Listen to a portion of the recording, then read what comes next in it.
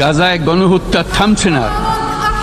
ফিলিস্তিনের মতো বিদ্যমান বাস্তবতা কেবল আরব কিংবা মুসলমানদের জন্যই উদ্বেগজনক নয়, বরং তা সমগ্র মানব জাতির জন্যই উদ্বেগের বিষয়। একজন মানুষ হিসেবে প্রত্যেক ফিলিস্তিনির জীবন অমূল্য। ফিলিস্তিনের জনগণের বিরুদ্ধে যে মানবতা বিরোধী অপরাধ হচ্ছে তার জন্য সংশ্লিষ্ট সকলকে দায়বদ্ধ করতে হবে। ফিলিস্তিনের জনগণের উপর চলমান নৃশংসতা, বিশেষত নারী এবং শিশুদের সাথে প্রতিনিয়ত যে নিষ্ঠুরতা বিশ্ব দেখাচ্ছে, তা থেকে নিস্তারের জন্য বাংলাদেশ অনতিবিলম্বে সম্পূর্ণ যুদ্ধবিরতির আহ্বান জানাচ্ছে।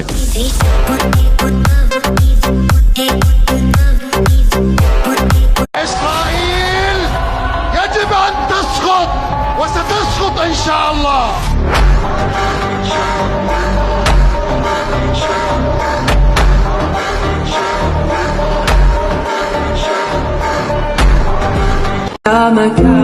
ভাগ্যক্রমে যদি আমার জন্ম ফিলিস্তিনে হতো, তাহলে আজ আমার শেষ ঠিকানা জান্নাতে হতো।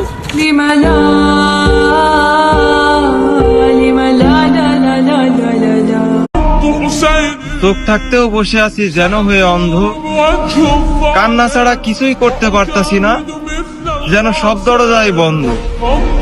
তবে হে রহমতের মালিক, তোমার রহমতের দরজা খুলে দাও, সবাই একসাথে যুদ্ধ করি, ভুলে গিয়ে সব দ্বন্দ্ব।